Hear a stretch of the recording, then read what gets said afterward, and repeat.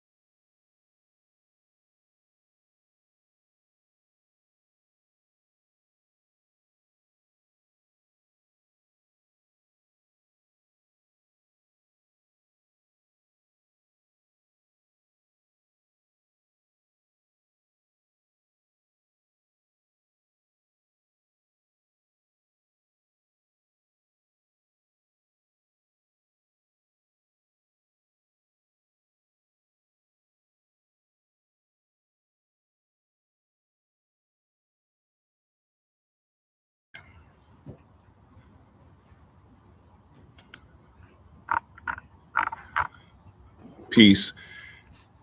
In the name of God, the most gracious, most merciful, we thank him for making his divine intervention in our affairs in the person of Master Fard Muhammad, to whom praise are forever due. And we thank him for his servant, his messenger, Messiah, the most honorable Elijah Muhammad.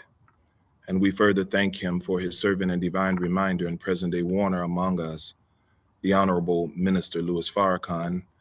It is with their names that I greet you with the greeting words of peace. We say it in the Arabic language of our forefathers of Assalamu alaikum. If Jesus were here, he would say, not speaking any words of English, he would have said Shalom alaikum, or some form of Aramaic, but it simply means peace be unto you, and it is a prayer of the righteous. So we first extend that, and we want to thank you for joining us on We Must First Be Brothers, live from Baton Rouge, Louisiana. That's right. We want to first start by offering a special thanks to our host here in Baton Rouge, our dear and beloved brother Louis Ali. We say from the South, grow dirt, throw that dirt. A brother who is absolutely extraordinary. We also want to extend our sincere appreciation to our illustrious pastor here, Pastor Domain. We are honored to be broadcasting from your beautiful church, Elmwood Grove Baptist Church. It is such a blessing. We thank you for the opportunity, for opening your doors, my brother, and allowing us to host this first activity of We Must First Be Brother community movement activity in a public forum. So we're very grateful for this moment, and we thank you for allowing us to participate in your home, brother, in this beautiful church home. It really makes a powerful statement to what we're trying to do and what we're trying to say in building brotherhood universally all the way across the board. So we thank you. We also want to give a big shout out to our brother who has traveled here with us, Brother Jay. We want to give a shout out to Brother Jay in the building who traveled here from Baltimore, who is an extraordinary videographer, film producer. And of course, we got J19, Brother John, which is our co-host here, and Louis Ali.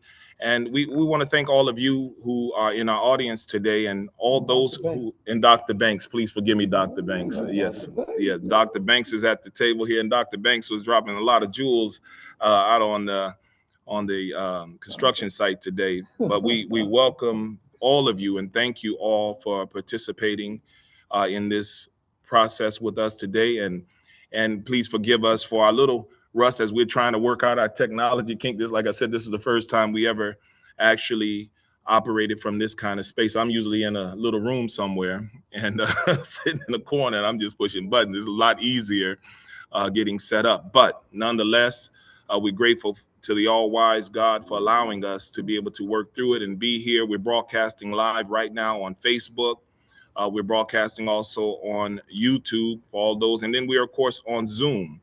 We welcome all of those brothers who normally show up on our Zoom calls every Thursday. We welcome you to We Must First Be Brothers. Today, I want to just get right into, just laying a foundation for our discussion today. And first of all, if you don't know what We Must First Be Brothers, I think it's important to kind of just give you a framework of what it's about. It's dedicated to principles. I was fortunate some time ago to put together, by the grace of God, a book called We Must First Be Brothers, 100 Key Principles on Building Brotherhood. And the objective was to provide a tool for Black men particularly to be able to work with these principles, to help build these principles within ourselves, and of course, work with our young people, work with our community, because we are in what I call a state of perpetual violation of one another. We are violating the principles of brotherhood on a daily basis when you look at the condition of Black people, Black men. Also driven by this desire, and I believe it's our responsibility to take the lead in taking over our communities. As our theme has been making our communities decent and safe places to live. Well, that's the role of the man. That's right. That starts with us, you know. And I think, as Pastor Domain, the scripture says it, and there was no man to till the soil. There was no man to cultivate the earth. So we have to rise up, and God makes a man, and we're being made in this season. I believe we must first be brothers as a part of an answer, a problem solving a system where we can build on the principles. It doesn't matter what your religion is. We're not trying to have a religious gangbang. We're not trying to have philosophical gangbang. We're trying to deal with principles. Those principles like love your brother. You know, like, you know what I'm saying? You know, when Jesus would say, when were you hungry and I fed you not? Principles, you know, principles, not violating your brother's family, not violating your brother's children, protecting your brothers, protecting the interests of your brother. Stop allowing your ego to lead your interaction with your brother, so we can stop fighting and killing one another all over this country. You see, so it's a lot more, and we've been going at it for about 32 weeks. And I'm not going to try to give you the whole summarization, but I think it's pivotal in this moment, being that we're on the ground for the first time, something that we envisioned from the very beginning, you know. And Brother John and I would throw ideas around, and we'd say, oh, you know, Brother Lewis got a lot going on in Baton Rouge. So we need to anchor or build from momentum that's already being made with the good efforts of Brother Lewis here in Baton Rouge, Louisiana. You know, the way he works with young people, just all of the things that are positive, we can build from that. And of course, Brother Lewis, we all have been in the same circle, and we've had these conversations, and we finally have made our word our bond. And so, live from Baton Rouge, Louisiana, here we are, Baton Rouge, and we're happy to be here with you, brothers, our people. It is a blessing, and we're very grateful. So I want to just get into this a little bit more. Today, we experience what I would call an elevation. Today, we witnessed the materialization of what it truly means to make our communities decent and safe places to live. Today, we experience what is meant to make our word our bond. As I said earlier, we must first be brothers. To work alongside and witness the leadership of Brother Louis Ali in developing these young people, brothers, is exactly what we must first be brothers is all about. This brotherhood in action, not merely discussed, but demonstrated, was absolutely beautiful today. It was absolutely heartwarming to be out among the young people in the heat of this wonderful place, Baton Rouge, Louisiana, while we're watching our brother teach young people how to pour cement, how to lay a foundation. So I asked this question in my thought process: what are we to learn? What message do we send to our people from this moment? What I have learned is that agreement is the foundation of why we must first be brothers. The Holy Quran reminds us, and hold fast all together by the rope of Allah and be not divided. It also says the believers are but brothers, so make peace. Make peace between your brothers. The Bible echoes the same divine principle. Behold, how good and how pleasant it is for brethren to dwell together in unity. That's right. And Jesus taught, by this shall all men know that you are my disciples, if you love one to another. That's right. This is what we're building on, and this is what we must first be, brothers. We are very passionate about this process, this movement. Petty differences will never elevate us as a people. That's right.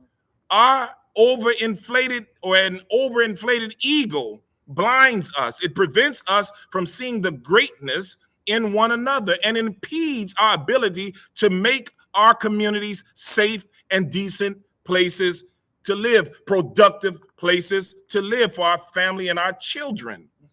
But when brothers come into agreement, put aside ego, honor their word, and unite around a righteous purpose, we begin to become living proof that transformation is possible. Today was not just about pouring concrete. Today we laid another foundation, the foundation of brotherhood in action. And that is why, exactly why, we must first be brothers. So again, I welcome you. We thank you so much.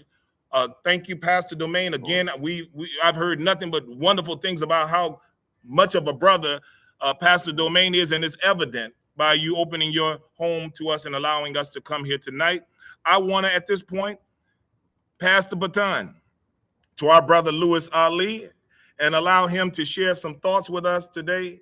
You know, as this is our pretty much our normal format when we're over the Zoom call, and we fire it off. We like to get into a lot of heavy discussion. Today we want to talk about the successes and how success and what success looks like for us when we work together as brothers. We have to become proof that we can unify.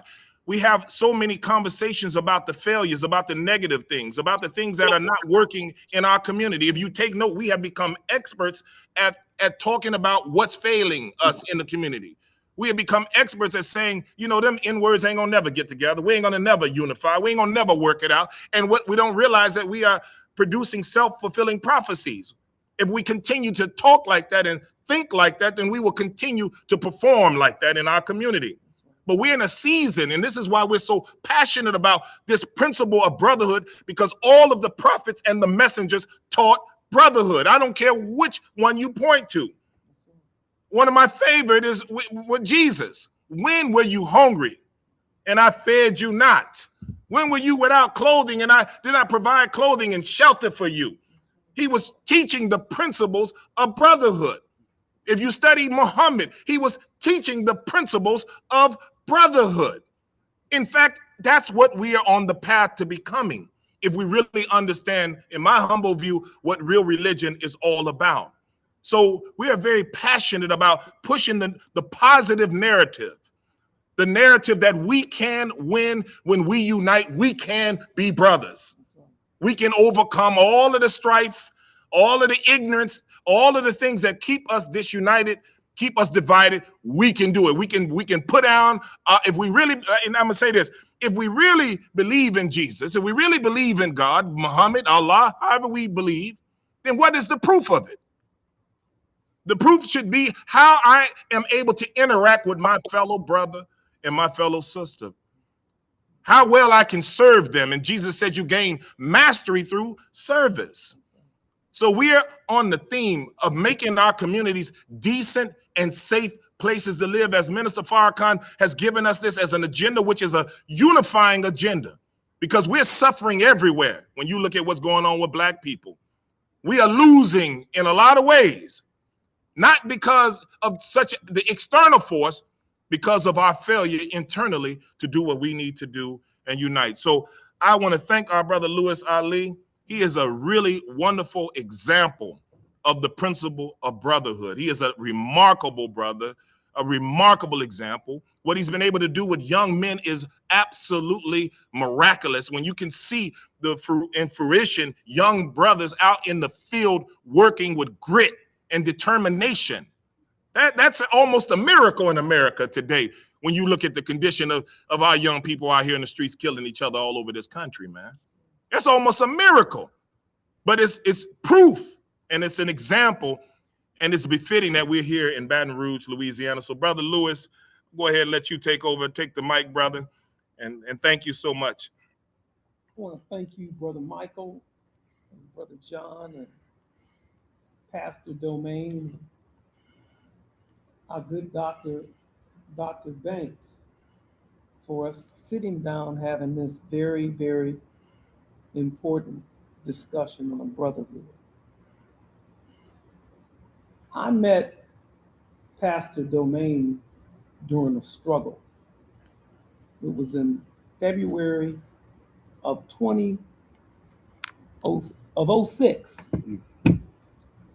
And a young man who was our brother, our friend, and we were training that young man in boxing. He got into an incident over on Greenwood Springs Road, and he was murdered by the police. Mm. And we were supposed to have a rally at a big church, I don't want to call the name. And when we got there, and at the time I was doing talk radio on Max 94.1 FM, which I'd done for 6 years. They locked the church up and we couldn't come in with people outside. It was Pastor Domain that opened up his church to the community. Mm. What kind of flack he took for it, God only knows, because he never complains. He's always out on the front line battling for our people. One of the mistakes that I think that we've made over the last 40 years or so is we abuse each other by ignoring each other. Mm-hmm. Ignoring leads to neglect, and that is one of the highest forms of abuse. So we don't compliment each other as brothers, because if I say how great Pastor Domain is, there's a tendency to think that that takes away from me. Mm. But in reality, it adds to me. Teach. Because I got a brother That's right. in Pastor Domain. That's right. I got a brother in Dr. Banks. Dr. Banks is a well-established doctor. Yeah. He came out and put himself in the fire of the concrete. That inspired the young men. Say, a medical doctor's out here, a preacher is out here. He ain't just in the church talking at us.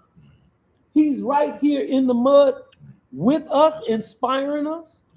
See, that's the kind of men we were prior to integration. What needs to be talked about is who secured the Black community before we were police officers. Pastor Flowers. It was the Christian deacons of defense. When we went to church, those Black men, they didn't guard just the church. They guarded our crops in the field. They guarded our chickens. They guarded our livestock. And now we've erased the good Black men out of history. We don't even know what they've done. So we can't praise the God that was in them serving us. You understand what I'm saying here? When you ignore good deeds from good pastors, you can talk loud about the bad pastors. You can talk loud about the bad doctors. I went over there, he. But when it comes time to praise the God in the good pastor, in the good doctor, in the good lawyer, we have a mute button. What about praising the God in a good husband? That's right. A good father? That's right. See, there's a neglect going on. And Dr. King, we're going to get this discussion open up. But one of the things that Dr. Martin Luther King said when he was in that Birmingham jail, he said, and I'm paraphrasing, he wasn't surprised or so much hurt by what the Ku Klux Klan, the Night Riders, and the White Citizens Council was saying and was doing to him. But what hurt Dr. Martin Luther King the most was the appalling silence of good people. Good people have to regain their voice, especially good Black men. There is something that we've been silenced on, and we need to start speaking up. And that's what We Must Be Brothers First, this podcast, and that's what Pastor Domain is attempting to do. Last point. Pastor Domain opened up his church and allowed people who weren't necessarily members of his congregation to come and sell Black business products right here at his church. That is something that should be applauded. We're going to get to this banner on how we built Black Wall Street. We didn't build Black Wall Street because we had a high FICO score. We didn't build it because we could go into white folks' banks and get a loan and get debt. You understand what I'm saying? When we left slavery, one of the first things we did was show gratitude to God, and the men came together and built a church to thank the God that delivered them from slavery. Then they began to build schools, but they were always what bonded their brotherhood was them building together. And that's the reason why I wanted to show, and the young men left the ATV park, but they will be here later. I wanted to show just how much unity we have when we're busy on building something. And so I'm going to open up right there, and I'll pass it. I want to go ahead and we're going to keep it moving around. I want to allow, of course, Pastor Domain, if you'd like to have any words, you know, just to in your house. And again, thank you so much for allowing us to be here. We're so honored. Well, I think you made the most important point, that we allow religion to divide us, especially as Black men, when we ought to do all we can to overcome those things that try to divide us. That's right. You know, I think about, and I jokingly say this, how, you know, I'm not concerned whether you are, you know, Muslim or Jewish, or you are part of the Episcopalian Church or whatever it is. I'm not concerned about that kind of stuff. I joke and say, you know, Miss Maddie down the street needs a roof on her house. Can I count on you to do that? That's right. Rather than us arguing about doctrine and you know, what we call God, right? Yeah, because there are some people who are arrogant enough in their religion to say that if you don't call God by the name that I call God, then you're going to hell. That's right. And I wonder who made you right, you know, who made you the right one? Suppose what everything you believe is wrong and everything they believe is right. So we got to get over that kind of thing. The other thing I heard you mention was a passage that that Jesus spoke when he talked about the disciples loving one another. I think even we Christians get that twisted, because in that culture, when you talked about love, it had very, very little to do with emotion. Right, because we all know emotions will drive you crazy, right? Up and down and so forth. So it's not about emotion.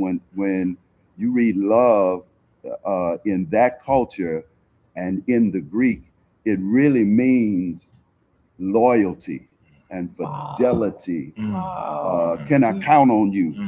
Kind of. And so you were right on when we talked about, you know, can I depend on my brother? You know, even though he might look at me and say I'm bougie, and I might be tempted to look down on him, but when it gets down to the get down, can I count on him? Can he count on me? Because that's really what love is. What love is. That's, you know, the elders and some of the ancestors now, they said the same things, right? They said love is an action word. That has nothing to do with emotion. That has nothing to do with buying flowers and candy, man. It has everything to do with you stopping when you see me on the side of the road, or you know, you taking me in when I'm homeless. So that's the way I think about it, man, right now. So I'm looking forward to the conversation. So you know when you encounter a real disciple of Jesus, because we speak the same language. The language is not, you know, much different when you really get to the principle of what we're talking about. We talking about brotherhood, man. I can't be a part of nothing that's not going to allow me to be a brother to my brother. I have watched the suffering of Black people my whole life, starting with my own mama, uncles, community. I come from, you know, like they said, we get it out the mud, we come out the dirt, we come out of nothing. And I watched that suffering as a young boy, and I was always asking why. Why do Black people have to suffer the way that we have suffered and continue to suffer? You know, and yeah, and I went through my phase. I'm angry with the white man. You know, I woke up and, you know, that was my first attack, because, you know, he's done a lot of dirt. We know that is a reality. But as you evolve, then you start to understand something very, very important. God allowed him to come on the scene, but he also allowed us to be aware. And that means at a certain point, we have to start taking responsibility. Right. We are constructed to take over. We got that kind of power in us. Once we tap into the source of ourself, our existence. Once we learn, as Brother Lewis was pointing out, how to value one another in the proper way. You know, so that's what we must first be brothers is about. We're trying to really forge the path to brotherhood, real brotherhood. And really, when you get into the higher frequency of what brotherhood is, it includes our sisters. You can't call yourself a brother, and it's a blanket statement. Right. The brotherhood is in the whole of our family as a being people. It's about being human. That's right. Absolutely. Absolutely. So we are determined, we're on a path, you know, to push this agenda as hard as we can. And, you know, it's the wording, and I got the wording from the Honorable Elijah Muhammad. He said we must first. So that means that before anything can really happen that is significant to our benefit, is going to have to be a brotherhood. Doctor was talking today, and he was talking about organizations and how we need to organize in our communities, you know, when things are happening, such as what happened with Nolan Wells and other young people in our community. And I've talked about this too, and I really picked right up on it when you were talking, because we have a tendency to be so reactionary in everything that we do as a people. We wait till something happens, then we come together. You know, can you talk a little bit about what you were sharing, and you know, and really anything else that you would like to, because I think you were making some really significant points on that today. I'm so humbled to be here. Brother Ali always keeps me attached and aware of what's going on with this movement. But today we saw young men unified and putting a foundation. And I alluded to that. Why we have so much violence in our community is because we're not homeowners. But them young men today learn how to lay a foundation, so they can lay a foundation for a home. I think research will show that where there's home ownership, there's less violence. So when we as a people start doing just like Jimmy Carter was doing, going around and start building homes for our people, we got to get our people out of these beehives where you have people with some of the least coping mechanisms. Yes. Staying right beside each other. And we think that that's going to be okay and that's going to produce good fruit and that the children are not going to be scarred with that. You put a schizophrenic beside a drunk by a dope head, about someone else had some other mental problem, and then you think your children are not going to be affected with that. There's not going to be violence there. No, you got to have a home. When you have a home, then homes make strong churches. And then churches and homes make strong communities. So when those young men were laying a foundation, it was in a literal sense, but also it was in a physical sense, physical and literal, in that they were building a foundation for our people. Yes. So we must continue that. Maybe we should get together just like Jimmy Carter and them did, in every state, every city, have black men organizations to help people build homes. We got people here that can help you get loans and to help you finance. Their money's out there to finance home. We got to get our people out of them apartments. We got to get them out of there. There's nothing good can happen to them. All right? Especially in the South. You know, up north where you don't have enough room, maybe you got to go up in there. But we got room here. When you go to a small town in Arkansas and they got a ghetto, well, for what? Because they know there's going to be violence. They know there's going to be children born out of wedlock. There are going to be a lot of other problems because they're in that kind of environment. So whatever I can do, we have to show what we talked about earlier about the unification. We got the divine nine. I don't know how divine they are. I am Omega. But we got to lose that tribalism. And we got to come together because we're being attacked. And just like the brother that was from the Harlem, the minister there, he said that black is black. Adam Clayton Powell said black is black. That's right. Great. You know, he broke it down. Whether you from the South, whether you're Crip, Blood, Omega, Kappa, Sigma, black is black. Yellow, dark, brown, tan. That's right. Black is black. When the white cops pull you over in Arkansas in the middle of the night, and he said all the N-word, get out the car. You mess around, don't get out of that car because you don't call yourself one. You don't think you want. See what'll happen to you. So we gotta lose that. We gotta lose that tribalism stuff. Yeah. You know, it's fun to kid around and stuff, but we take it too serious. You know, you got Methodists, Super Methodists, you got Lower Methodists, you got Baptists, you got Silk Stocking Baptists, you got all these different denominations, and we need to get rid of that. Yes. Yeah. So whatever we can do, and starting, we were saying that when what happened in Mississippi, why they were behind on the pathological report, on the forensics, is because you have to remake something every time something happens. So we should have these organizations. We should have a forensic scientist. We should have lawyers on deck. We should have physicians on deck. We should have community leaders on deck. So when something happens, we don't have to go and make a Black Lives Matter. We don't have to go and make a whole new organization every time something happens. That's right. And then we don't have these 3 or 4 people that bounce all around the country. They can't speak for me.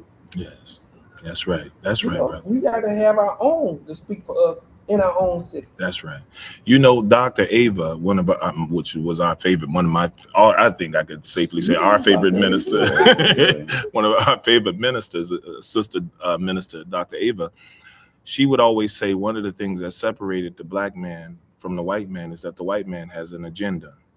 And what we have not effectively done, and I agree with that, we've not effectively had put an agenda in place. When you put, to your point, when we put together a unified front, like you said, we have expertise all over this country. We have intelligent, powerful brothers all over this country. Our biggest problem is the lack of real organization, with real purpose, devoid of ego, which I think is at the root of the tribalism.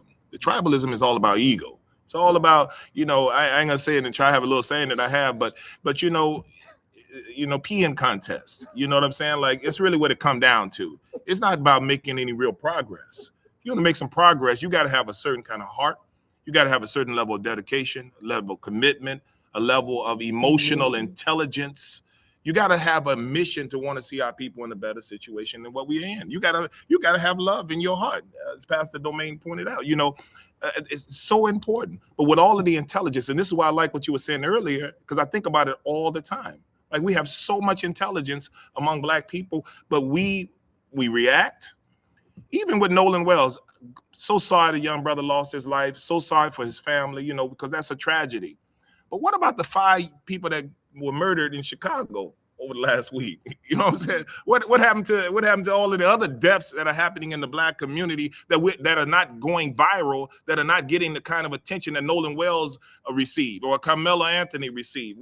What happened to all of the other people? What happened to the sisters that are suffering and people that are losing their life every day in America, and we're not saying anything? But we rise to the occasion. We rise up. We ready to go toe-to-toe with the white man because of our unfortunate situation, our young brother who was killed, Brother John. You know what I'm saying? Why aren't we being proactive to every situation in every community? Because death is death, and the loss of a young brother is the loss of a young brother, period. And so it's important for us to really think about how we can become more proactive. You know, we got to separate from the ego, Brother John. So you know, what's your thoughts, Brother John? I know, you know, Brother John is the one that helped keep a foot in your brother's backside so we could get this here and to be where we are today. And I'm so grateful for our brother. You know, I call him Al Jami, the gatherer, because he's so amazing with people and interacting with people and collecting so many valuable people, you know. Brother John. Yes, sir. Man, I am so humbled to be here. Pastor Domain, thank you for allowing me to be here. And thank you for showing up. I believe, like Dr. Banks and I were speaking this morning, he triggered something, and you just triggered something too. That what we saw this morning wasn't just a pour. What we saw this morning was elders willing to take the time, teach and train the youth of our community to, quote unquote, we are in Baton Rouge, right? That's French for baton, right? So we're passing the baton. And that's what I think one of the biggest problems is. We have all these organizations, but we are not passing the baton. When are we going to build these young men up, young women up, and say, okay, you run the church this weekend. We're going to sit back. We're gonna see everything you learn. You run this organization. I need you to come in. Where my 10 people that I am mentoring? See, I have a cousin. Well, I'll take that back. But I know someone who's a millionaire, right? And I straight up told him, you're not a millionaire till you make a millionaire. If you in Taekwondo black belt, you might have attained a black belt, but you're not a black belt until you make a black belt. So everything in life, even the Bible say, be fruitful and what? Multiply. We have to multiply ourselves. And that's what Brother Bank was, Dr. Bank was saying. Yeah. This shows how when you take time, you look a young black man in the eye, you look each other in the eye, and they can feel that energy exchange. You know, we always talking about that energy. Right. And they see that we care and that we're opening up and giving them a buy-in. There's no buy-in because they're looking, well, he's been in charge of that for 30 years, 50 years. He's never let me come in. He hasn't said anything. So when you're saying to set up different organizations, Dr. Bank, you're also saying, implying the mentorship that has to be done to keep this train rolling. And the train stops at because no one is, well, we're not in locomotives anymore, putting no more coal in the fire.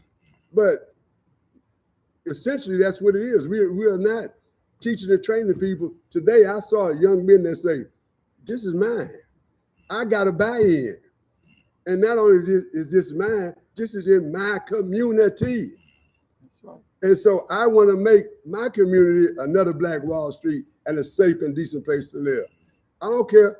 These young men were 10 years old to the oldest was 20, but the majority was 10 to 17.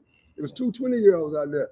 These young boys, Pastor Domain, Brother Banks, like these young men, they were working like young men. They were men out there working. Men. They had grit. Yeah. And you could see the pride in them, taking pride in the work. Brother Lewis has done a great job showing these brothers how to be right and exact and how to be the benchmark and do things the way that when people look at it, man, that, you know, my mom always said, you know, that's a lick in the promise. Today wasn't a lick in the promise. And if she saw the lick in the promise, you had to go back and do it correct. Yeah. And so it wasn't a lick in the promise today. These young men bought in. We have to do this all across the nation. We got to give these young men, every organization, the Divine Nine need to grab all these people up. You know, back in there, when I was growing up, it was, what was that, debutante balls and all this other stuff. But it was for show. We need business balls. We need community balls. We need people to know how you act, how to take care of this community, and what a community should look like. Because one thing I do know, when we as Black people see it, we can do it. Mm-hmm. Very powerful, Brother John. You know, and one thing that I really extract from it, you know, especially as it pertains to Brother Lewis and brothers who operate like that, they build systems. You know, we have become so far removed from what is most important. I see Sister Stephanie out, and I just want to give a shout out because I can't look at her without, and I'm looking at you as Brother Lewis's other half, and you know, they're a power couple. So, you know, we got to acknowledge the dynamic nature there. But systematizing, you know, we have lost our focus. Everything else has become so important. But you know, as we all maturing, you know, we're all getting older. I know I'm a, you know, perpetual 25, you know, but it's all right. It's okay. Don't trip. You know, I can grow a full gray beard, dog. You know, but the thing I'm getting at is that we focus on everything but what is the most important part of life. And that is our young people. It's our young people. That's that's why they're calling, we got new names. And I just watch, they're putting YN as a new name. Don't even give them a name anymore. We know they out here being bad, but we calling them YNs now. Yeah. I mean, they put a whole new label, a whole new language around the misbehaving of our young people. That's so true. You know, but why haven't we created a system such as what we experience today that we can help reform those young people, give them a way out? Because really they're just looking for a way to express themselves. They're looking for somebody to give a darn about them. Most people don't care about them. You know, and that's what has happened over, in my humble view, when you stop loving young people. The key thing that I saw and see in Brother Lewis and brothers like that, and I would even humbly say myself and others that work with young people, love. I gotta let it go. I can't be around a young brother and not give him something. That's a violation of the highest order. You a grown man and you encounter a young brother or sister and not deposit something in them. That is your duty. That is our duty as a brother and as a people. That's right. And we are failing there. We're failing there. And then we blame the victim, which is really the young people, because everybody dropped the ball. You didn't give them anything to do constructively, Brother Lewis, as you pointed out. You got these young brothers, and they are some soldiers. I had my little gimbal. I'm going around recording them, and I'm looking at them while they stepping in that cement, working that cement. I said, these little brothers right here get after you too. Don't get it twisted. Don't think you're dealing with somebody that's just little softies over here working on cement. Oh, we just pouring. These little boys will snatch you up. Brother Lewis and train these little brothers. These little brothers will snatch you up, but they should be able to snatch you up, because they should be as willing to defend and protect what they're building as it is what they're building. That's right. This is what we got to get back to, brothers and sisters. I'm talking to all of us in our listening audience. We have to focus on what is the most important and valuable asset that we have, and that is our young people. So, Brother Lewis, right. you know, just digging on that point. You triggered something, because what you're saying is we got to get back to being intentional. That's right. Yeah. And we should build intentional communities. That's right. I asked a wealthy brother one day, I said, yeah, you're doing good for yourself. We having a little nice conversation, Pastor Domain. Mm-hmm. I said, but who's going to marry your daughter? See, if we're for generational wealth, then we're concerned about who's going to marry your daughter, your son. Yes. Do decent people live in the community? Right. Could you wash them and help them to become decent? Do you defend decency? That's right. I'm gonna give you an example. There's a song out now, Yes. Dr. Banks, Come on. that recommends to young people where my boosters at, Young Miami. Yeah. It's time to rob, it's time to jack, it's time to hurt people. And the enemy is saying that they're suffering from what they call black fatigue. Did you hear that? Yeah. Mhm. So if she's recommending robbing and stealing, and an auntie comes out, and I'm talking about India Arie, and gently nudges her, that, sweetheart, this is not the kind of music that you want to put out, because this music attracts a criminal mindset, which the enemy will use, because Pastor Domain, he really want to put us all in concentration camps, and he wants to justify that by saying that he's fighting crime.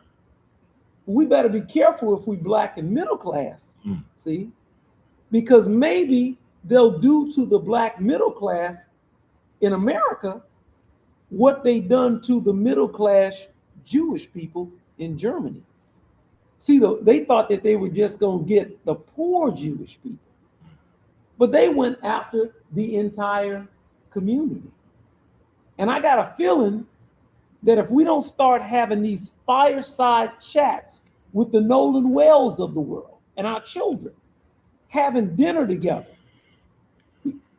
this is a great meeting for me. Right. We don't have to have thousands of people, because that could be vanity. We could have an intimate little setting where me and Stephanie are cooking dinner, because these boys are bunkered down often at our house. Right. And Stephanie's cooking, and we're talking over the table about everything from politics to what college degree that you should get and bring back to uptown Baton Rouge, Dr. Banks, so that we could build that community up. We've done it before. It's in our genes. Yeah. That's right. It's just dormant. That's right. And you just need a good preacher to preach, Brother Mike, That's right. Pastor Domain, to strike that which is already in you and put it into motion to build again. That's right. You think about this. We hadn't built a black middle class subdivision since 1952, and I'm talking about Southern Heights. The black middle class worked and lived around Southern University. Now you're actually paying more for your housing, Dr. Banks, because you're driving far across town, because there's no middle class or adequate housing there. I'm not saying it to put us down. I'm saying it because we have the power and God has given us the authority to change it. You understand what I'm saying? Yes. Yes, sir. Yes. Mhm. We said the Optimist Creed today. The Optimist Creed, where you have to build the self-esteem of these young men. The Honorable Elijah Muhammad, he was scolded, but he was trying to build our self-esteem when he told us we were not the N-word. It is forbidden in the nation to call each other the N-word. He told us that God was in us. So we're not dogs. He said God. God. This meant that the Spirit of God was in us, but it had been made dormant by what the enemy had taught us about ourselves. This is how you talk to our young people. That's right. To trigger them. We have an assignment for you, young man. There is something, and the woman is very important to hear the women's voice. That's right. Telling them, help your father. That's right. Well, you can't help him if he ain't doing nothing. That's right. If your father is a doctor, he needs help. If your father is a preacher, if your father is a lawyer, if your father is a farmer, he needs help. And the purpose of marrying a woman is to get someone to help you produce some help for your vision Teach. that ain't on television, Teach. that comes from right. within Teach. your own being. Teach. Yes, sir. Teach. The pastor has a vision. The local organizing committees that we form together, where you bring these different mindsets together. You pick out an area that you think is feasible. We can have the conversation, all right? That you think is feasible. We need doctors, we need lawyers, we need fighters. That's right. People who want to build our community up, and it has to be, it can't be willy-nilly. It has to be mental men who are militant and serious. That's right. You're not gonna come, no matter what color you are, That's right. and tear up what we That's right. build, and we That's right. sit there in silence. That's right. You understand? That's Yeah, I taught them martial arts and how to fight That's right. physically. That's right. You brother. understand That's what I'm right, saying? brother. That's right. Because when I went freely to the FOI class, what I liked about it, see, they taught security and they taught us how to deal with somebody physically if Absolutely. you have to, but you want to be peaceful. That's right. But see, when young men walk, they have a little different type of confidence in themselves when they walk in the room. I didn't walk in the room as the aggressor, but if you put your hands on I'm me, gonna show you something. we're going to teach you not to do that no That's more, right. all right? That's right. And that's what is respected out here. And these were good Christians. I want to talk about good Christians. People like to talk about them. What we should do is we should just leave bad people alone. Whoever the bad people are, just leave them alone. Focus on building up the good people. Teach.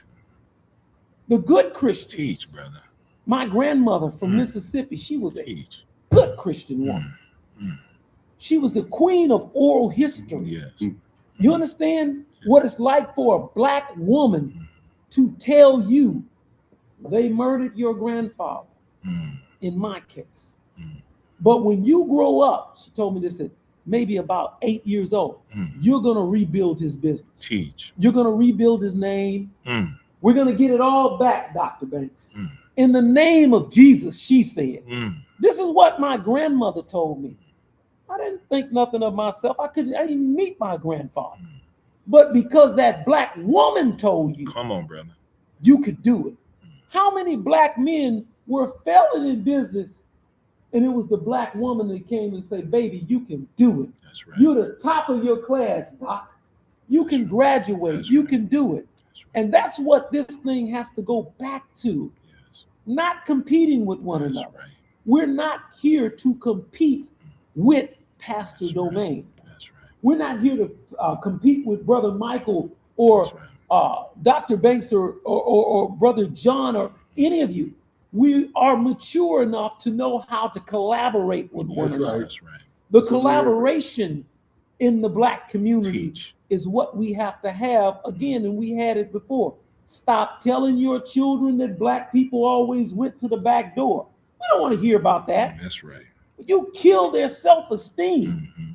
What you need to be telling them is that we were uppity, uptown Black folk. Yeah. All right. And because we didn't want to go to no back door, we built our own Teach. restaurants. Come on, brother. We built Right. our own Teach. doctor's office. Come on. That's right. We built our own houses and communities, and we had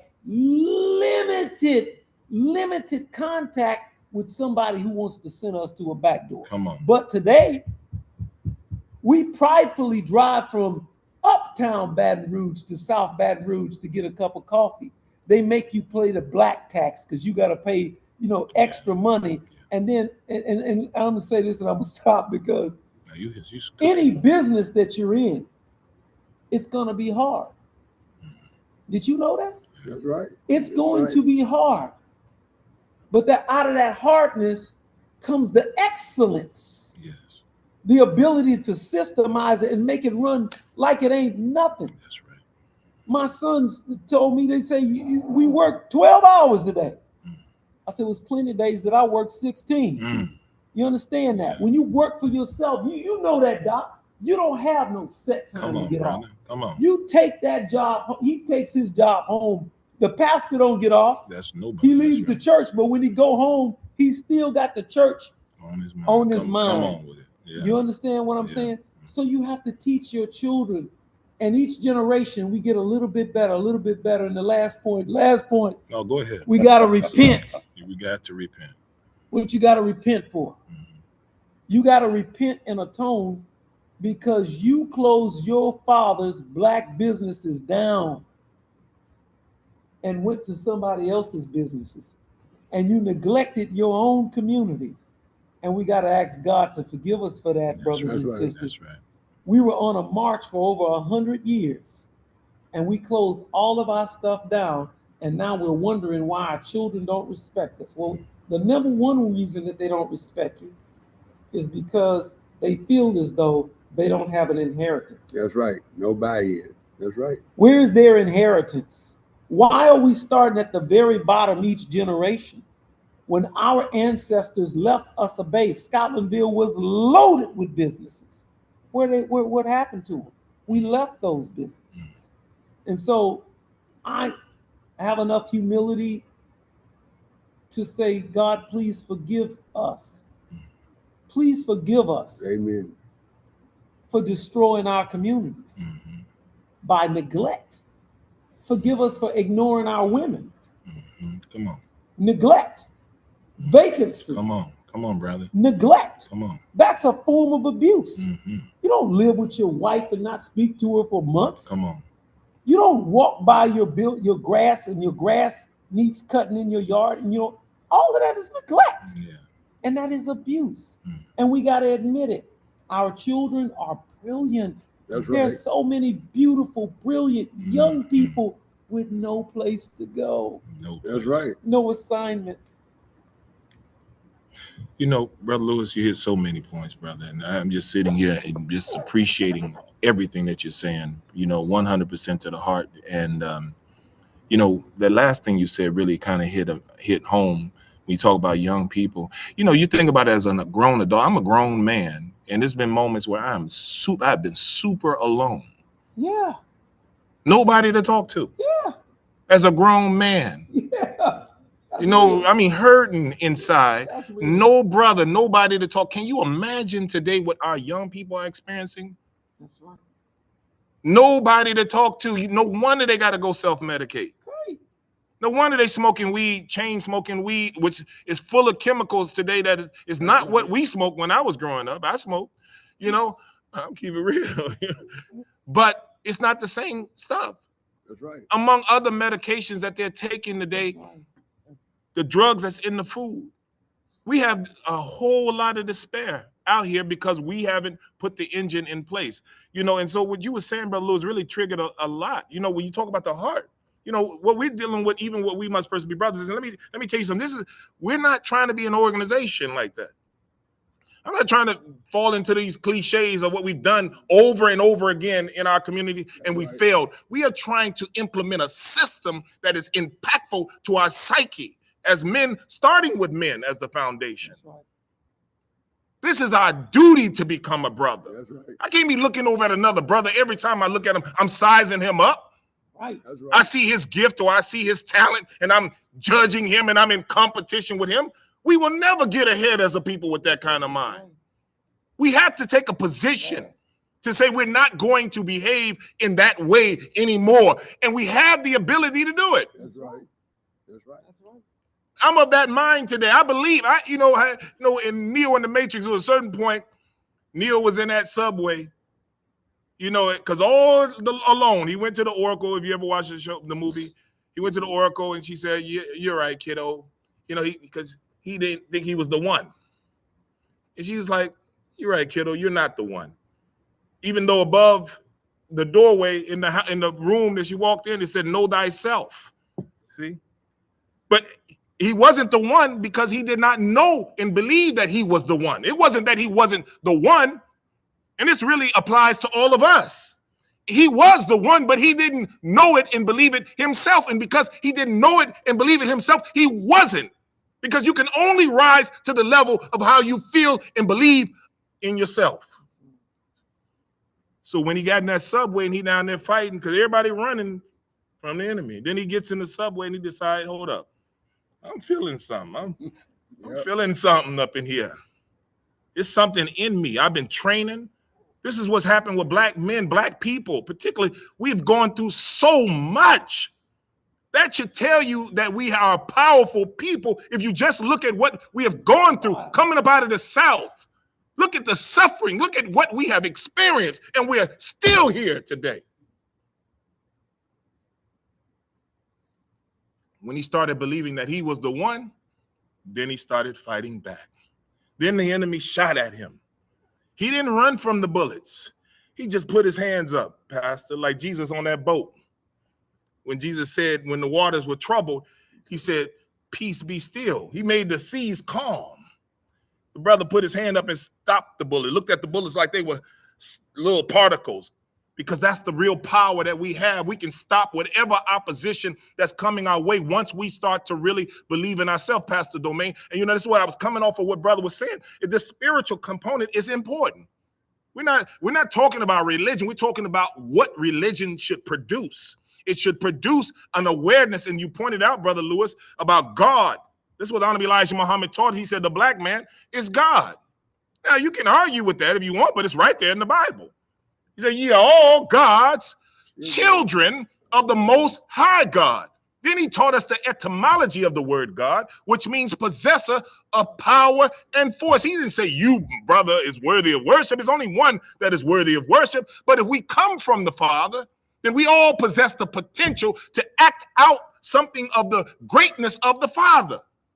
But because we have been under a system that has caused us to look at only the negative and the worst part, we don't look at the best part.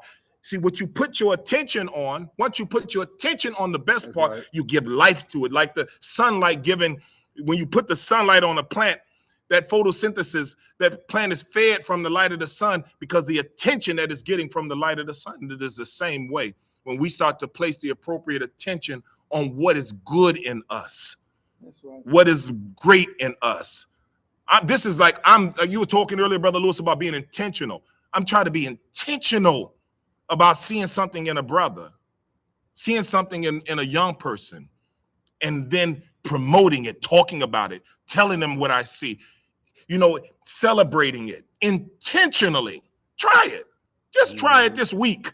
Watch how not only that young people light up like a light bulb, or like that person, or whether it's young or old, it don't matter who it is, but watch how you light up, because we're all interdependent, Pastor Domain. So, you know, what's your thoughts? You consider this need for us to grow spiritually, brother, you know, in a way that we can mature, because you seem already, you have a grip on spiritual maturity. You know what I'm saying? Just by what I heard you say in your words, you know, I can hear it. You know what I'm saying? And that's a place that you have arrived at through your journey, obviously, you know, in your development, you know. I thought I was the only preacher sitting up here. You know, the rise and the fall, oh, intonation, even some rhythm. The collaboration. You know, I think it is true that all of this that we talk about, developing new systems, putting new structures in place that will hold up our people, is going to depend upon our spiritual maturity. I think it was Joseph Mbiti who said that Africans are spiritual people. You can't talk about Africans without talking about our connection to God, no matter what the name was. That's right. So if we are going to build anything, we must first help people to develop their spiritual self, the foundation, like you talked about and had the young brothers building today. I think then everything else will follow that, right? If we can get the spirituality in line, then we can get the intelligence in line. If we can get the intelligence in line, then we can get the morality in line, and so forth and so on. But it's going to start with recognizing, and Brother Mike, you were exactly correct, that we are taught through the Word of God that we are little gods. Yes. I think that's Psalm 8 and 5. That's right. That God made us to be little gods, God's agents while we're on this earth. Yes. But until we recognize that, then we are YNs. Right. Yeah, come on. Bees and holes. Come on. And so forth. So that's a shot. The foundation is always going to be, what kind of relationship do you have with divine power, That's right. God, That's right. Allah, Jehovah? I don't know what you're gonna call it, but you know, there's gonna have to be some connection somewhere. Right. You're gonna have to know him for us to ever become who and what we're supposed to be. That's right. That's what I think. Man, I think you hit it on the head, brother. Yes, sir. Hey, right out the park, right out the park. I don't know if you just take note of the energy of brothers dwelling together in unity, you know, and it makes me remind me what Honorable Elijah Muhammad said. He said our unity is more powerful than any nuclear atomic weapon. This is what we got to concretize. We got to find a way, and it's really right in front of us. We have to act on the principles of Brother John. I'll yield to Brother Banks. Okay, yes, sir. Because we in his town, and what you call it. Well, I was listening to Brother Lewis, and he was saying about how we had Black-owned businesses and lawyer offices and doctor offices and everything in our communities before integration. There's a thing going on even now.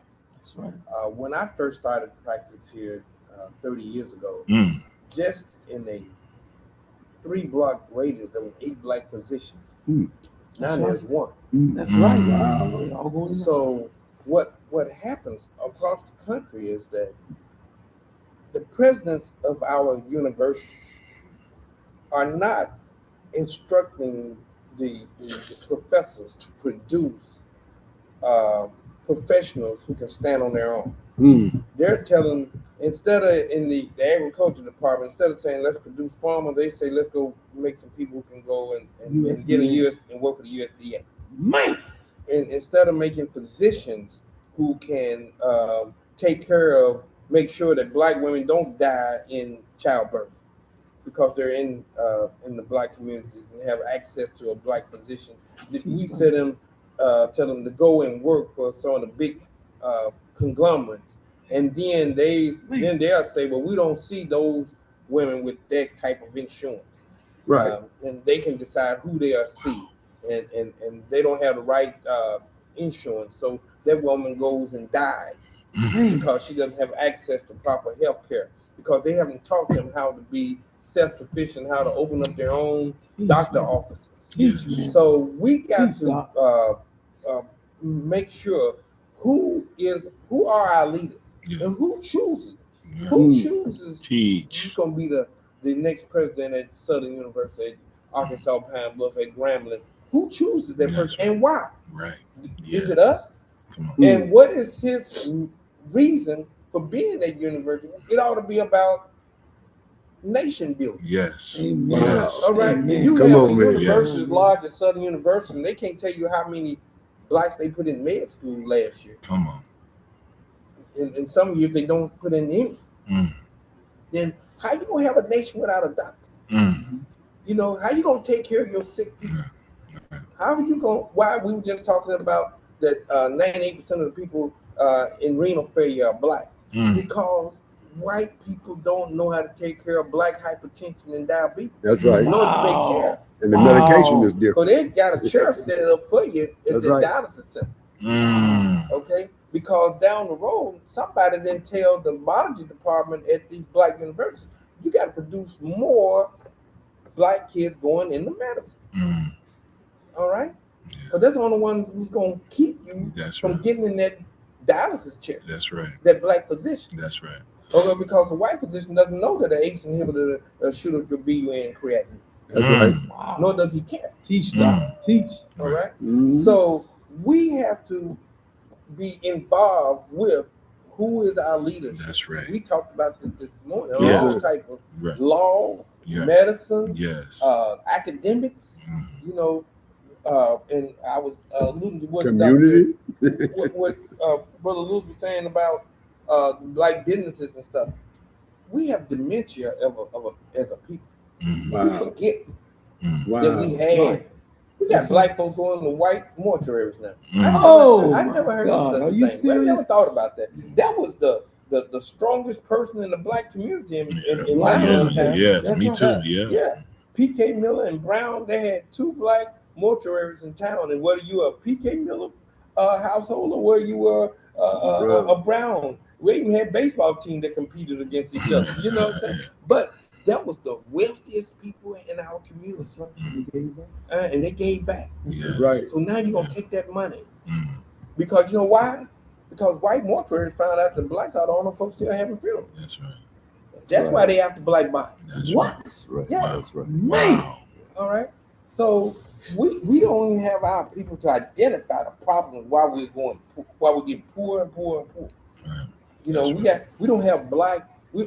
They think it's okay to be a executive for Safeway or Kroger than to own your own black grocery store in your own Yes. community. Them That's people right. got power. So Wow. they can keep you from going hungry. They can say, well, take this and tell your mama to pay me when she gets paid. Mm. That's right. Yeah, that would kept you from going hungry. Wow. All right.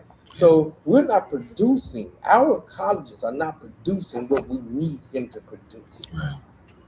That's You know, right. That's because we wasn't watching who we allowed to be head of our college. That's right. That's right. All right. Mhm. There are feeder systems for labor for white businesses. Man. They're not building black businesses. They're not building black communities. That's right. Does your university, does it produce, do they have a degree in construction? Mm. No. You know, they got these degrees that, you know, we have nothing to do. I was talking to a young man, and this happens at a black university. Kid wants to be a physical therapist. Well, the black college doesn't have physical therapy there. So they tell them to major in recreational therapy. Well, when he graduated, then he still got to go somewhere and get to be a physical therapist. But they didn't want to do away with that program of recreational therapy because somebody needed a job. Mm. Wow. So we got to be proactive. We got to see what degrees are offered at our universities, and sometimes we got to just do away with some of these degrees Right. and add in AI. Right. That's right. Because That's right. if UAPB, Grambling, and Alcorn are right around that Meta Data complex centers, they're yeah. putting up in Rayville, and they don't have a relationship with that school, you got 3 black colleges right around there. Something is wrong. That's right. Our university president should be at that table talking to them people. Let my people come intern here. That's right. Let's change our degrees Wow. so we can feed our folks and get jobs here. Mm. Mm. You know, so we just gotta watch what this brother nation. When I talk to Brother Lewis, it's all about nation building. Yeah. When this brother can build a road, Yes. That's right. Yes. Yes. so when my friend and I talk about we want to build our own housing complex and put up a subdivision, we got to go to Brother Lewis. Absolutely, That's right. brother. Because first you got to put that road down, That's irrigation. right. And That's right, brother. How you go to the Sewage and sewage and drainage and the road? That's the most important Boy, thing. come on, access. So Come on. if our black college presidents don't realize we got to make more brothers like that, Yes. how can we build a subdivision? Right. That's right. Doc, I Powerful. think you're That's so exactly right, and I powerful, think man. it's not just on the president, but it's on these people we put on the boards of our Yes. university Boards, that's who are right. more interested in training our children to try to fit into systems and structures that were never meant for them. Like you Yes. said, Come they on. just Come on. they just putting them in the grinder so that they That's can right. make money for Kroger and That's make money for so forth. But the other side of that is that's where the mosque and the temple and the church Yes. has to step up and That's right. tell those young people, this is who you are. That's right. This is what we need. You go to them to get Come the on. technical, but I'm gonna make you who you're supposed to That's be right. in this Teach. world. That's right. And Teach. that's so powerful, Brother Michael, Mhm. because this is why we must be brothers first, Dr. Banks and Right. Dr. Pastor Domain. It's such an important conversation because people are listening to what you are saying over the internet. Right. And the last time we done something like this, Pastor Domain, it went national. Right. That's You right. remember that. Right. Yeah. Yeah, So what you're saying is very critical because ideas are contagious. that's right. And the fireside chats with our children, see what is said in the church, we have to take that home and start this one-on-one conversation with our children and put them on a mission. Our mission is to make Uptown Baton Rouge great again. Yes. Being intentional, That's right. buying property. We got Brother Jay here, excellent marketer, Yes. knows how to market stuff. Yeah. My son, I don't even know how to get on Instagram. Instagram. I don't know none of that stuff. I know dirt. That's my area. Dirt. If you want something in the dirt, I can tell you about dirt. I know that's right. But we probably have 30,000 or so, Stephanie would know, Instagram followers. But it's my 17-year-old. Right. He does every video. Him and his mother runs the office. Right. So you need a whole team. Yeah. And then you have these dinners together as a family. Mhm. And Pastor Domain, any Sunday you're honorary guest at you and Dr. Banks at the house for dinner. Right. And we chop it up over dinner. Mhm. And I tell you about property that's available because I cruise land, I cruise timber, I walk land for people as a service, just to look at it, to see what it would take to build that. It has to be intentional. It has to be us Love it. calling people Come back on. from California, calling them back from these places where they're about to New York. retire, but their money ain't got that much kick in California. That's right. Well, we want you to come back to Louisiana, not to build in low-income housing, but to have a standard of living. See, we had a standard of living, Mhm.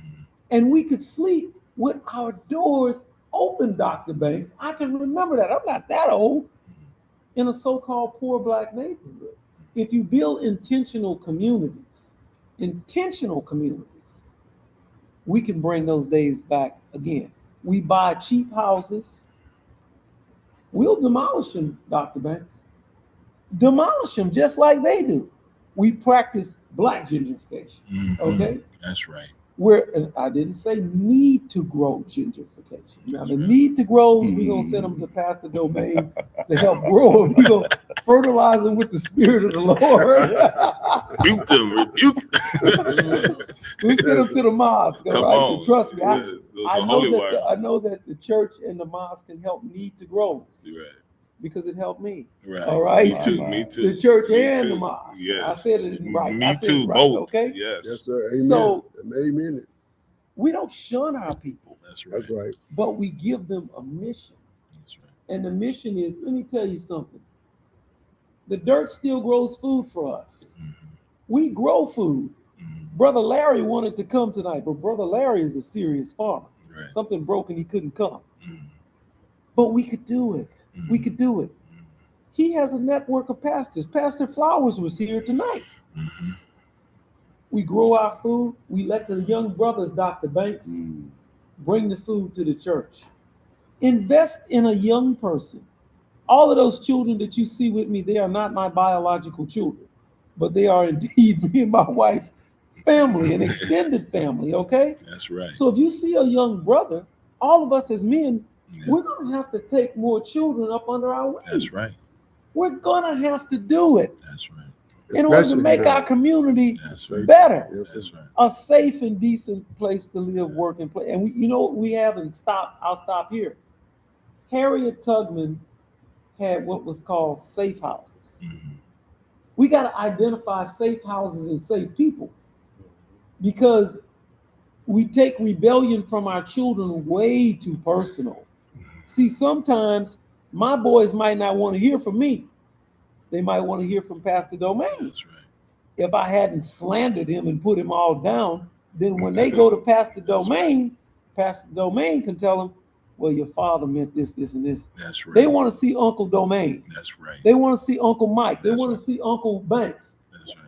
And when they go, and that's the way our community was. When a boy thought something, he'd go over to his uncle, and his uncle push him right back to the That's right. straight path. That's right. But these old school values, we got to get back to them. Absolutely. In order to be brothers. Beautiful, brother. It's like you picked my thought right off the top of my head. You know, there's one of the principles I deal with, uncle. You know, this is a very important part of our culture as Black people. We've always been that. You know, we can't sit around and talk about, oh, they ain't got no daddy in the house. Well, if you see that, then you need to become uncle in that situation. You need to take that responsibility and go holler and say, hey, sister, you know, I got a little time, maybe once a week I can spend with him and put something in his head. And that's what we have to do. We have to stop being lazy and be committed to this kind of work. I have my nephew here, and I want to open up the audience. And if you like to have any comments or anything, we just want to kind of open up. We have some people on our Zoom call. If you would like to, you know, raise your hand on the call. We just want to give you opportunity to participate or ask questions to the panel or make a comment. And if you do so in context, you know what I'm saying, in context of what we're talking about, and any questions within, you know, anything that we would love to entertain that as well while we're sitting here with this august body of scholarly minds here on the dais. And then we have Brother Jay, who's normally one of our major commentators. Brother Jay, you have any thoughts, brother? And Brother Jay, by the way, like you said, we're learning so much. It's interesting. This is the first time we met online, you know, doing this work, you know, and this is our brother. Or, you know, like you can't even say this ain't our brother, but he's full of wisdom. He's full of wisdom, and he's full of experiences. This brother has done things and traveled and experienced and worked in arenas that you wouldn't even imagine. I'm sitting there listening to him last night as we were breaking, you know, conversation, and I was just amazed. I'm amazed, you know, and this is the beauty of brotherhood, is that we get out of this, I'm older. What up, man? You know, you got to get out of that mentality. You got to become a student. You got to be a perpetual student and have the capacity to listen, because what you'll find is, like my nephew, I hear brilliance. If I ignore the brilliance and I don't water the brilliance and I run around like, because I'm uncle and I have all these experiences and knowledge and I'm the one, you know, then he ain't gonna want to listen to me. He ain't gonna spend much time with me. But when I'm around him, I'm usually promoting him. I'm usually telling him what I'm seeing in him and what I want to see in him. And I'm driving that because I'm determined to help him reach that. That's right. You see, I'm determined to do that. That's my duty as uncle, you know. But Brother Jay, you like to say anything, brother? He usually has some wisdom. Yeah. Yes.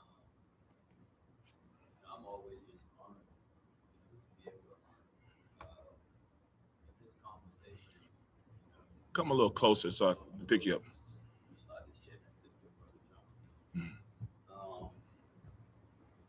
You know, the thing that was stuck on my mind was, you know, what Brother Lewis said, which is, you know, when you lose your humility, you lose your humanity. Yes. Right. And that's why you have YNs. That's why you have savages. Yeah. That's why you have boosters, scammers. Yes. No humanity. Chase a bag, get $1. Everything but $1, you got to make the money and not let the money make you. We all know you need, finances to grow whatever you're doing. Right. But we talked about spirituality a lot tonight, Yeah, right? And like I always say, when you remove spirituality, you lose your morality. Yes. You have nothing to fall back on. We talked about repenting, Yeah. right? Practice spiritual beliefs. Who and what do you repent to? Right. And for what? Right. That's right. Right. That's right. Because brother. it don't matter. That's right. Because I got money. That's right. You know what I'm saying? So you can't lose sight of that. You have to, keep that in mind. Self-respect. Yeah. You got to respect self first. When you have a level of respect for self, then you can respect your brother. Then That's you can right. respect the sisters and not call them out their names. That's right, when brother. those emotions run high. That's right. That's Pastor right. Domain was saying, Yes. right?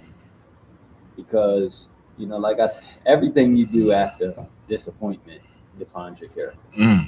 Wow. That's a great one. That's powerful. Everything you do. Yeah.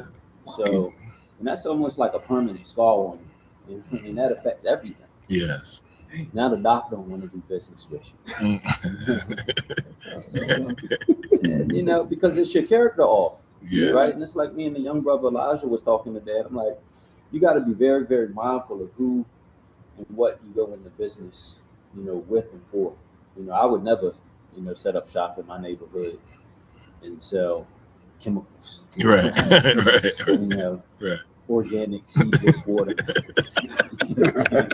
I would never do that to my community. That's right. I just wouldn't. That's right. But I have morality. That's right. That's right. That's right. You stand for something and you fall for anything. That's the saying, right? So that's a baseline, right? Right. Like your concrete, right? That's your foundation. Right. Once you get that out of the way, then you can begin to, because you got to know who you're going into business with. That's right.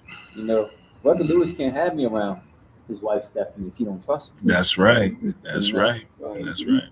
That's right. Pastor can't have you in your church if you don't trust. There's a lot of technology in here. That's right. That's right. So you have, and as much as you want to open the doors to everybody, you just can't sometimes. I gotta check you out. Right. Make sure you're right. But then once that is established, then we can begin to start to build. Then we can begin to start talking about the extracurricular, if you will. Yeah. So, that's my thing. I don't want to take up too much time. You hitting I'll let bro. some of the other brothers speak, but anybody on the call and just throughout listening, we gotta constantly self-check ourselves. That's right. Nobody perfect. We all know that. That's right. But if you were to go out today or tomorrow, how would you feel about your character, the things you've done, the things you've said? That's heavy. And that's why I appreciate the brotherhood. Yes. Even the great brothers I met today. Yeah. It's a certain energy, yes, embodiment, that is carried, because you guys are both, spoken highly of by respected. Yes. Lewis, Yeah. Brother Michael, Brother John. Yeah. And that's how you have brotherhood. Yeah. That's right. Because you bring people in, like I always say, you do business with people that like, and trust. Yes. Right. So once you have someone that you can say, okay, well, I may not trust Dr. Fauci. Dr. Fauci. I trust Doc, because I know you're a good brother. I know him 100%. You know what I mean? But I'm leaning on, because you got to have trust. Right. That's the thing. We listen to a lot of these songs, and it's pollution. That's right. What I mean? The music. Yes. It really can pollute the mind. That's right. So when you sing in Drake, No New Friends, kind of make it hard for you to trust some new friends. That's right. The new friend that you may need to take on may be the guy that believes in your vision and got the financing for you. That's right. That's right. There you go. So there you go. That's it. I guess. Man, beautiful, brother. Almost wanted to give him a standing ovation. I had to catch myself. Brother, nephew, step up, because we want to make sure the mic picking you up. First, I want to say peace to everybody. I hope everybody's doing well. First of all, this was just a great opportunity for me Me and Uncle, we're originally from Waterloo, Iowa. Yeah. So Wow. nowhere from here, but just to come down here and see black men, like not just working in the construction and being told what to do, but orchestrating the entire thing. Mm. I'm sitting back like, man, like the kids, I work with kids back home, before I moved out to Houston. Um, I'm like, man, my kids ain't gonna believe that I'm doing this. Every time I send messages back home, I just last week, I think it was Wednesday, I called to check in on my kids that I work with a group back home, and just telling them that some of the things that I've been doing, and it just blows their mind because I come from a community where they don't see a lot of black success. That's right. Face to face. That's right. Face to face. Like That's you right. get on your phone, you'll see a little something, but face to face, you That's see right. somebody that's actually doing something that you want to do, Yeah. that you may have grown up thinking that was impossible. Mhm. You could just see the explosion in their being. So Yeah. this is a great opportunity. A couple of weeks ago, maybe a couple of months ago, we spoke about just every black man going to just grab a couple of young brothers and You're right. start, like you said, Yeah. put something in their Yeah. head. Go on a walk with them. Yeah. Yes. Do meditation Yeah. sessions. Yeah. Let's meditate for 5. Let's meditate for 1 minute. Yeah. Let's just sit for 1 minute. Don't say nothing. Just let your mind go. Yeah. Do journaling sessions. What do you Mm. think about God? Mm. And then pull them, one by one, and have a conversation about what they wrote. Just like you said, putting something in their mind, because the enemy is putting stuff in their mind. That's right. That's So right. That's how right. do we combat that? Right. What's getting Teach. put in their mind Teach. from social media and the quick. They seeing 1,000 videos every single day. If they don't know no better, if they dad and mom is not telling them, you can't sit on that phone all day. You got to go outside and be active. If they're not doing that, then they're seeing 1,000 different things every single day. So if it's nothing else pulling on them, then how could you blame them for what they're doing out here? But like I said, it just was a great opportunity. I'll never forget this. It just makes me feel more powerful. Now I believe I can go back home. Yeah. When I go back home, I can build with the young. I'm talking about elementary kids, Yeah. elementary, middle school, high school. I don't work with all type of kids, so it's an amazing thing. And like I said, just to go back home and show them the videos, they're gonna be like, "Man, okay. That's right. I can do this. Powerful. I can do this Yeah, too." absolutely. So Powerful.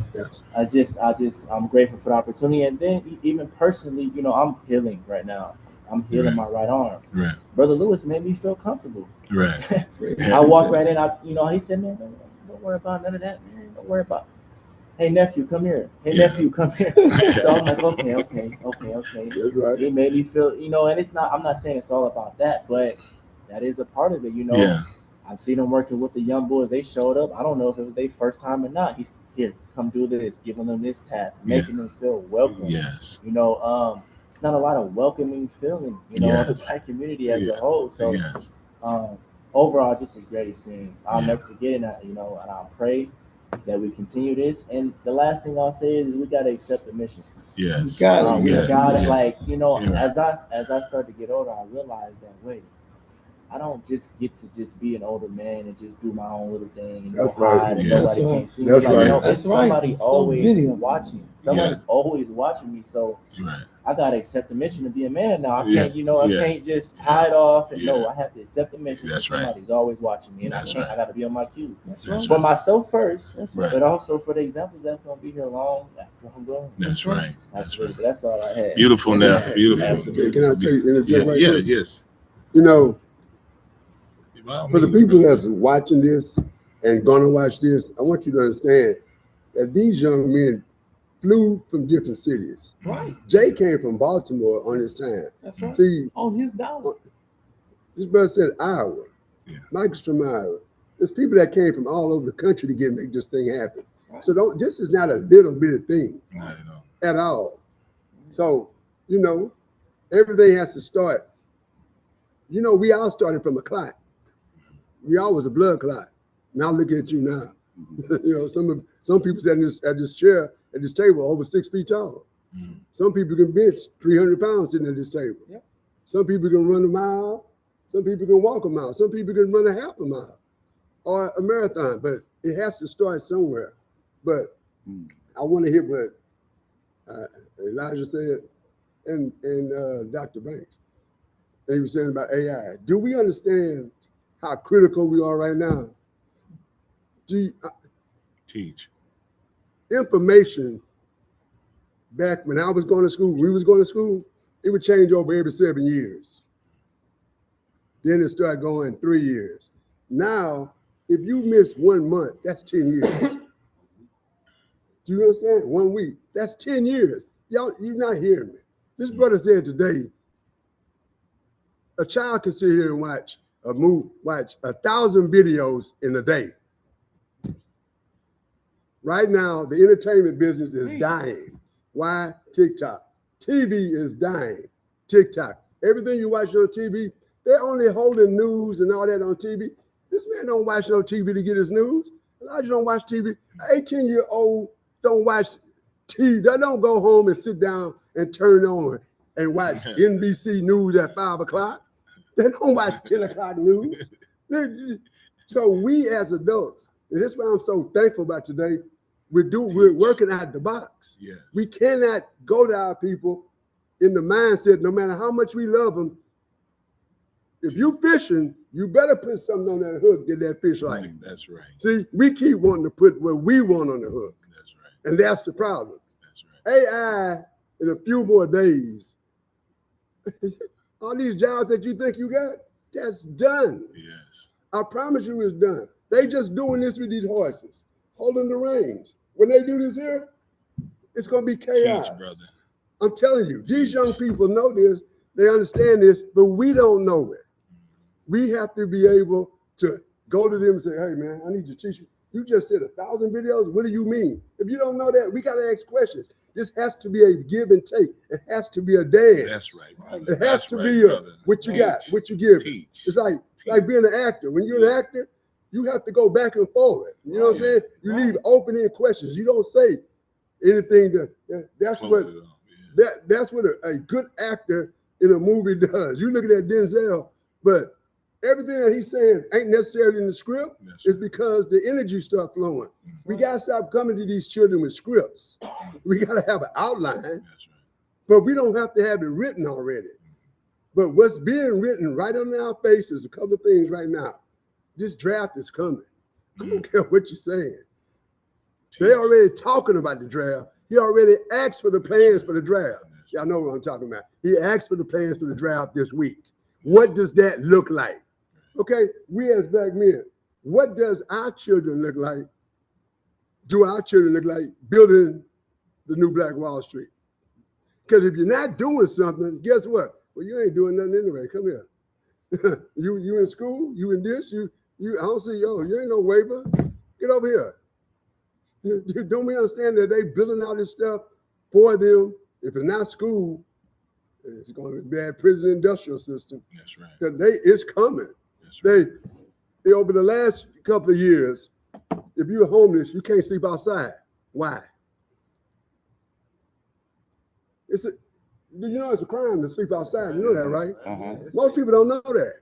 So if it's a crime to sleep outside, these prisons are suing the United States government because what? Private prison, not enough people in there, not enough people in it. It's a hotel to them. Okay, so if it's a crime to sleep outside, where they gonna put you at? Then what they did with all these drugs, Doc? They said they lower them, right? Well, how you gonna get these pharmaceutical companies to agree with that if they know that we're gonna take these people who done went crazy, I say the word, but having mental problems on the street. We're gonna put you in this hotel that we suing you. Now you pharmaceutical companies, come on, bring them baseline, right? We're gonna get you back in baseline. I'm gonna give you a bucket because we're kicking these people out there, these so-called immigrants out. I need you to go get them peaches in Georgia. I need you to go get them watermelons in Mississippi. I need 5 of these buckets before 12. After 12, I need another 5. See, this is what's getting ready to happen. And if you're not doing that, you're overseas. right now. Do you understand what it takes to send an army overseas and to feed them? You think that they're going to just bring them back now? After they done shipped all those people over there? Nah, we just spent $1 billion. Come on back. No, that ain't gonna happen like that. Yeah. This thing is about to kick up. And if we don't understand, we got to get our young boys, our young men, and they getting the women too, because you've been hollering, I can do what you do. So you getting ready to do what they do, what we do. What is our solution other than building brotherhood, making this place a safe and decent place to live? So what? So there's a buy-in. I'm telling you, these young people bought in today, and they're going to continue to buy in. But what you just said, who said that? We got to be what? We got to accept the mission. We got to accept the mission. Nothing wrong with talk, because in the beginning was the word. But we got to make this flesh like we did today. The flesh has to be put on. And if we don't, they're going to put the flesh on it for us. And we ain't going to like how they get them dry bones up and put the flesh on. We're not going to like it at all. So this is what I'm saying. Please talk to these young people. Understand. If you don't know what you're talking about, pull up TikTok and see how fast you can watch a video in 10 minutes. How many videos come to your face? So how do you counter that? That's why the average child now, they say, got goldfish attention. So how do you get somebody to sit down? I took some children to the movies last weekend. 15, Mona, right? A Disney movie. 15 minutes into the movie of an hour and 55-minute movie, they say, oh, I don't like this. I don't like none of this. Now, we spent $100 to bring these children to the movies. Huh? What did he actually say? Huh? He said, I don't like this. What did he say? So, oh, I want the popcorn and I want the soda. That's what I like. And what did he say when he got home? Then when he got home, he ran to his iPad and was like, oof, man. And his mom said, hey, Camden, you like the movie? No, I didn't like it, but I got my iPad now, I'm all right. You know, we're moving too slow as adults. We're really moving too slow. That's right. Today you saw us faster moving, and then you saw a buy-in, because not only that, these children, and they was children, because I'm in the firm belief at 25-year-old, you still your mom, and you still need your mom and dad in this world. So most 25-year-olds are still in their mom and dad's house, still getting money from them. So you know what they say, as long as you're under my roof, eating my food, you're going to do what I say. You know what I'm saying? Right. So we have to understand these children need to buy in like they saw today. And we got to do what Brother Lewis did today, what Brother Mike did today, what Brother Jay, and all of us that was here, Pastor Domain. We created the environment for the buy-in. Once you create the environment, hey, we can put AI in there. We can do whatever we want. That's right. You can, if you trying to put something in somebody, God, religion, whatever you want. If you don't, and they big toe hurt, right, Doc? Are they listening to you? No. Huh? No. If they hungry, huh? Pastor Domain. If they hungry, huh? We got to what? Fulfill that need first. Build the affinity, right? Peace, you gotta have affinity. I gotta like you. I gotta trust what you're saying. That's what I mean by affinity. And then you say, so show me that, brother Mike. Show me what you did, man. Show me that camera you did. I see you an international photographer. Most people don't know, but this man's an international photographer. Brother Lewis, how I drive that dump truck? Yeah. Hold up, that's your 18 or 17-year-old boy driving a $300,000 machine backhoe and digging a 12-foot pond by 36 feet. I've seen that. I'm telling y'all what I've seen these young boys do. Yeah. An 8-year-old boy today spreading cement. Where you gonna see that at? That's why Elijah was so this is the buy-in. The black boys learn from putting their hands in the dirt. Ain't that right, Brother Lewis? Huh? They don't learn sitting down, Doc, all day in a chair and somebody ruling over them says, be still. That's right. And then next thing you know, they call the parents saying, send them to the hospital, to the doctor, Doc, put them on medicine. And let's do some medication. Huh? Huh? Now, Just crack. now, I'm gonna say this so we can understand something was wrong with these children. I'm a neonatal ICU nurse, right? People ask me all the time, man, I know you saw a bunch of children on crack and on this. I'm like, yeah, I seen some crack babies, but that's not the number one drug children are addicted to. It's like, what? The number one drug babies are addicted to when they come here is caffeine. These children, these parents are drinking 2 and 3 liters of sodas, Cokes, energy drinks all day, right? So now the children, we would do it. We knew by it. We said, here it comes. Bam, everybody start crying. We got to go around and start shooting caffeine in the umbilicus. You know what I'm talking about, right, Doc? And then next you know, you just see them. They just chill out. Why you think there's now, 20 years later, 15 years later, there's an explosion of energy drinks all around. Monster, huh? Red Bull, all this. They knew that these children was going to be addicted because they knew what the parents was doing. See, this is systematic. Yes, and we up here, we volleying, playing volleyball. I mean, volleying, and we don't know, man, I gotta shoot a line shot. This has to be, I gotta make this shot. When we just thinking, we playing. These people are not playing. They are serious. And we got to be able to address all this and show and prove, listen, young man, I know you might like this. I know you might like this. I know you like that song. I know you like this, but this is what's coming down the road. This is what you might want to, when you're doing this TikTok video, you might want to listen to what's happening with this draft. You might want to listen to what's happening with AI. You might want to listen to this because all that stuff you're doing, you won't have to trust and believe. I was in the military. You won't be looking at no phone. I guarantee you that. Man, powerful, Brother John. I'm just over here lit off of what you're saying, brother, because we need to be informed. We need to be informed about what's going on, especially when it comes to our young people. We need to know how to access them. We got to know how to access each other. We got to know what's happening, and many times we just don't know. We don't know why he wilding out. We don't understand what's going on. So we kind of get a picture of why he's wilding out and what brother was saying. We got one of our persons online, Some Lynn. I hope I'm saying your name correctly. If you'd like to make a comment. Oh yeah, absolutely. This is my first time here. I'm invited by Brother Jay. That's a good brother of mine. And I just wanted to chime in and say we lost our direction. Yes. I'm what you consider old YN, but I had a lot of direction growing up to where as though I could see why we have so much, like Jay said, savagery. Everybody just want to get a dollar. It's all about self. A lot of young people feel abandoned, and I think that tapped into piggyback on one of the brothers said earlier about they don't have an inheritance. They feel as though they out here alone. And then when they reach for a helping hand, there isn't one. So when they turn to other opportunities and substances, now everybody want to ask the question, oh, why?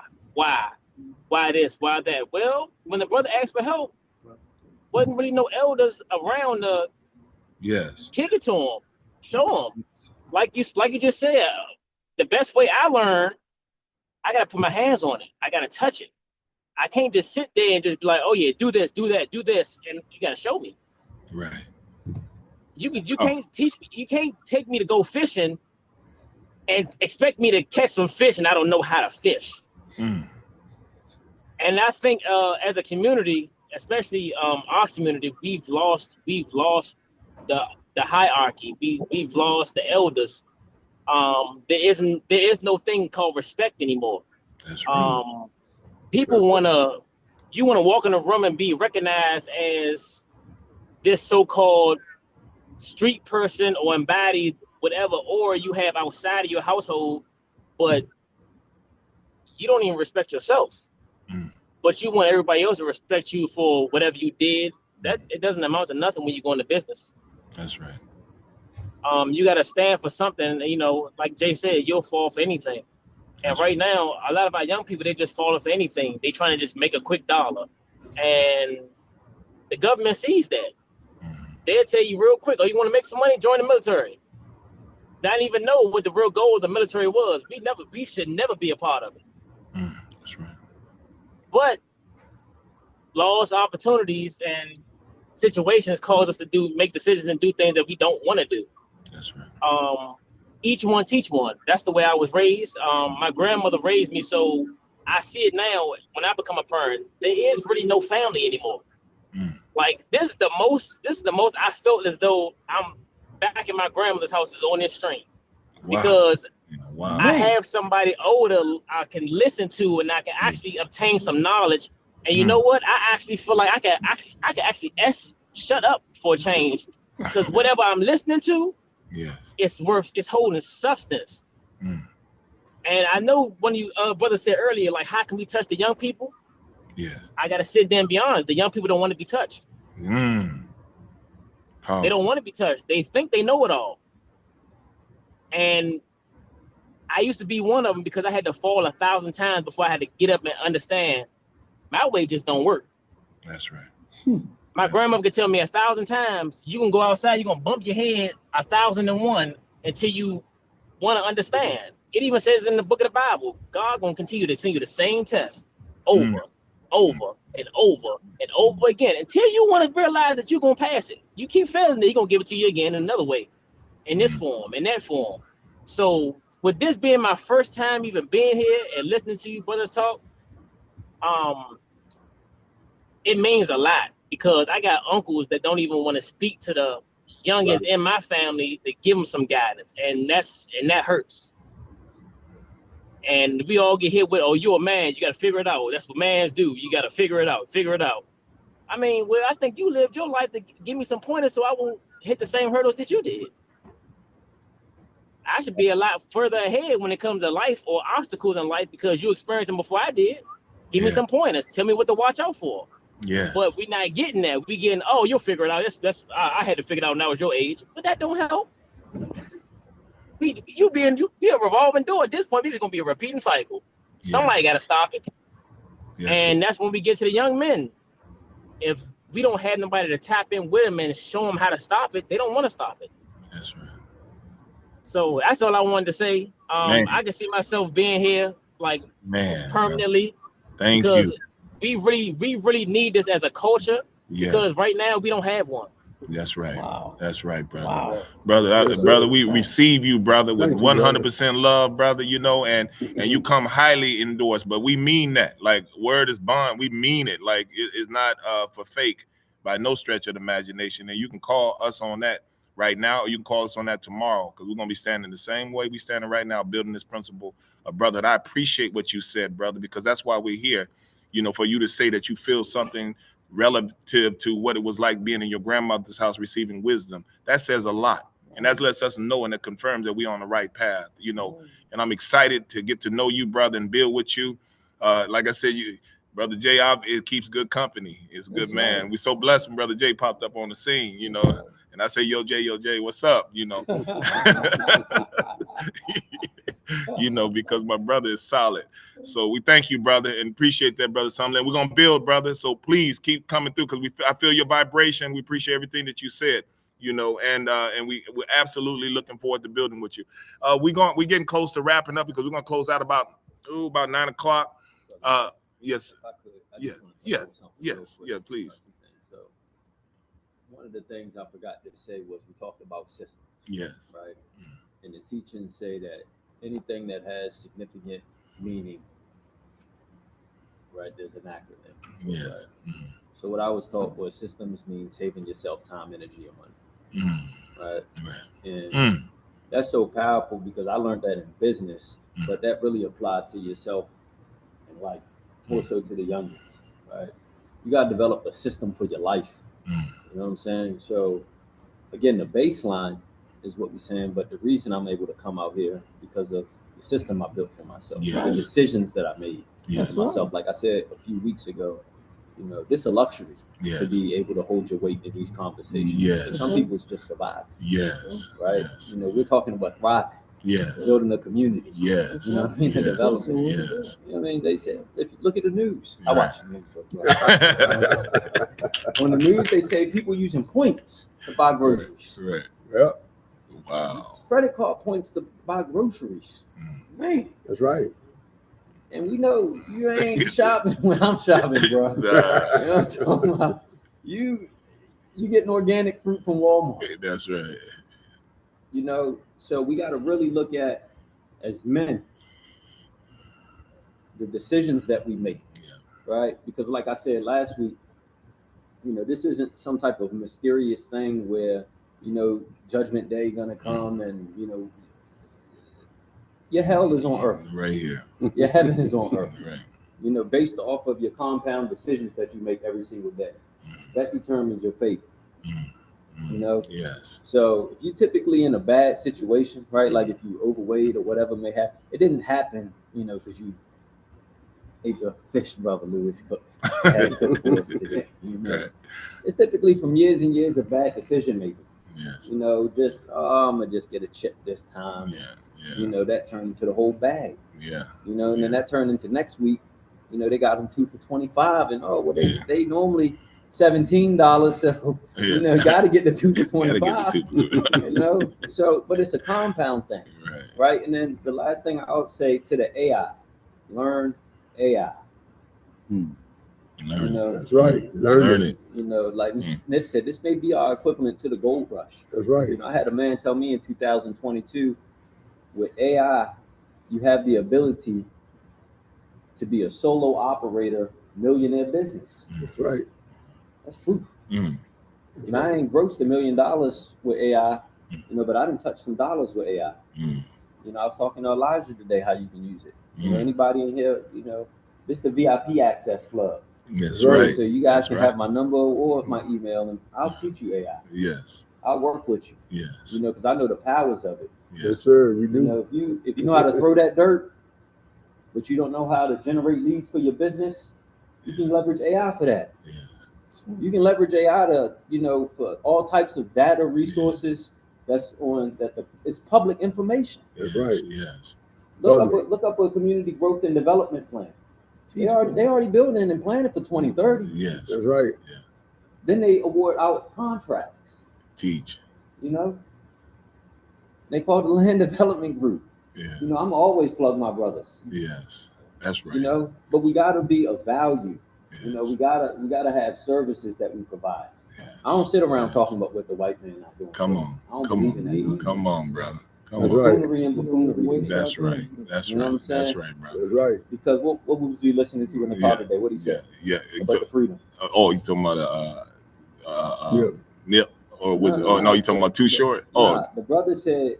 Oh yeah, freedom. Yeah, free. He said freedom was essentially caused us to become, really, I'm paraphrasing, but to become more derelict. The kind of freedom that we received has caused us to actually become lazy, to become non-productive. Think about that. Yeah.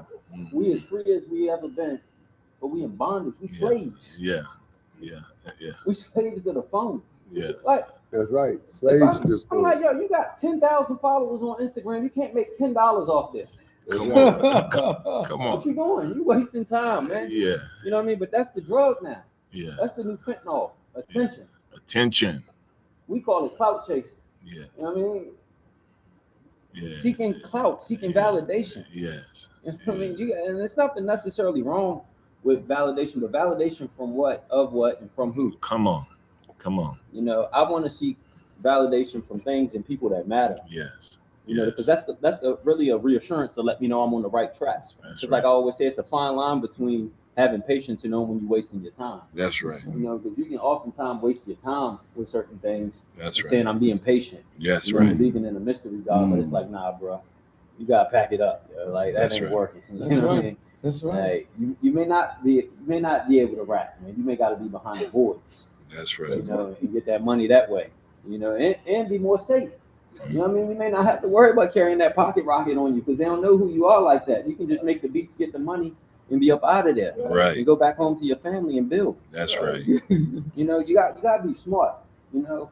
And the last thing I say, oftentimes in our community, we want to just grind, hustle, you know, but sometimes working harder isn't really working smarter. You know, we got to really tap into this, you know, spend a lot of time with ourselves and just think. You know, when we get off this call, just think. You know, it's on YouTube. we must first be brothers. Go back and listen to it. Listen to understand what's said. Not, ooh, I got something to say on that. Like, really understand what's being said. Right. Because it's powerful. Right. That's right. I done did videos for a lot of these guys that charge $500, $1,000 a person. They're not giving game like this. I promise you, they're not. Mm-hmm.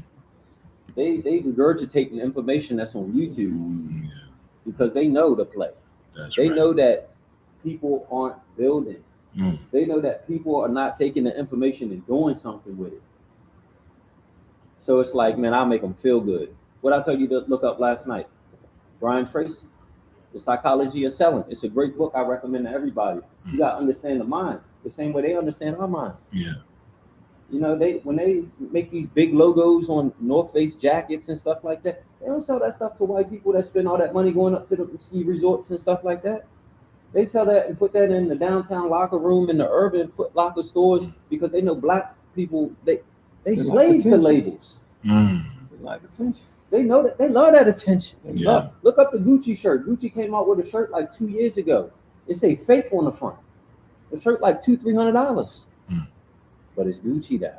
Yeah. Wow. Yeah, But it's Gucci now. it's good. You know Come what I'm on, bro. I told you yesterday, or earlier today. Just make sure all your assets not on your ass. Ooh. Teach. You know, because we notorious for that. Yes.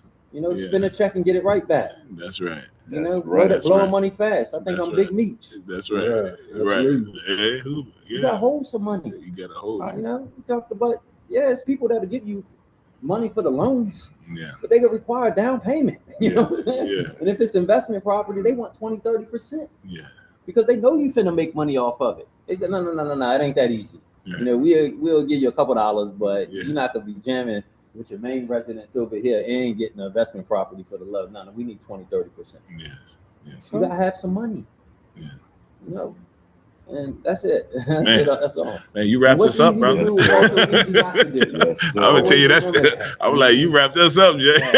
I was Appreciate sitting, you brothers, man. I was sitting over here thinking of the wrap up. You just wrapped us up, brother. So you know, we really at the end. But I will say this, and as we close out, first again, thanking Pastor Domain for opening your house. Oh, go ahead, brother. One announcement. Yes. Yeah. We want to invite everyone back. Yo. Tell them, Pastor Domain. Oh yeah. When the Brotherhood. Oh, okay. Brother Michael's gonna be here. We want you to come back. And Yeah, the Brotherhood meets here on Monday nights at 6:30. The guys are here. They're here for about an hour and a half. And then on Saturday morning, there's actually what we call community church service. That's not for the hoity-toity crowd. That's just for people who need to hear a word. Yes. And the brothers are here delivering the word, and then you can go next door and get breakfast and so forth. So that happens too here. That's what the brothers drive here. Yeah. Beautiful. August. You said when Brother Mike comes out. Oh yeah. August, we're celebrating men on the second weekend of August. We'll be here. And it's, Baptist Church Men's Day with the speaker and all of that kind of stuff. Yes. We'll recognize some people in the community.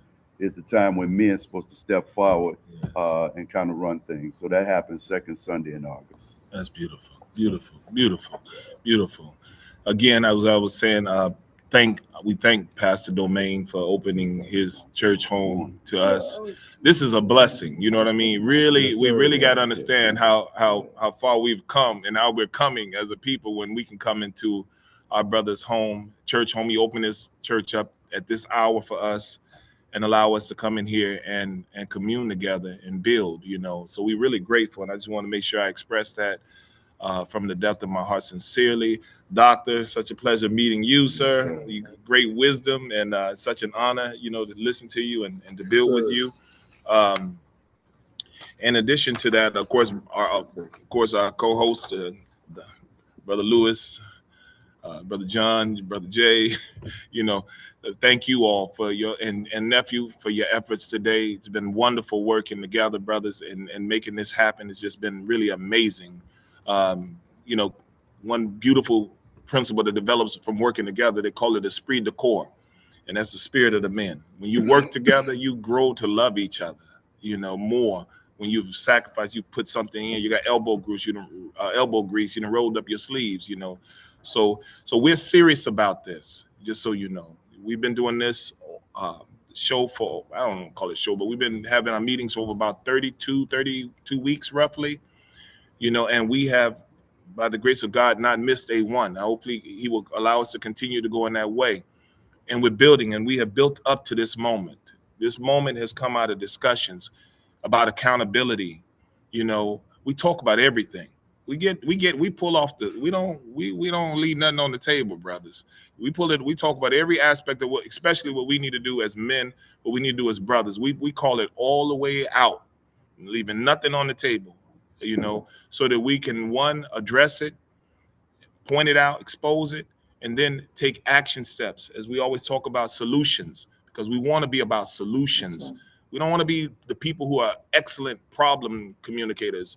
You know, we want to be people who can point out the problem, but who are focused on developing solutions that will bring about a change in our community. I am a 100%, I'm beyond belief. I know at this point that we can win. That's right. I am beyond believing it. I know we can win. And that's what's driving us right now, is that knowledge that we can win. You said, brothers, get up and speak with all that knowledge and science. You know, that tells us that the future is awfully bright. That's right. That is a beautiful future when you got brothers like that. Imagine what his seed is going to look like. Right. You know what I'm saying? Imagine what his seed is going to look like. And some of these young brothers sitting in that back row back there, imagine what their seeds are going to be like coming into this planet because of the level of intelligence they have. And I watch how they honored the mother as they walked in here, how they gave respect. That's powerful. I didn't miss that detail. That's powerful. They're already learning how to respect the woman, you know, and that's a key to us becoming a successful people, because a nation, as Honorable Elijah Muhammad taught us, can rise no higher than its woman, period. See, so we're very grateful.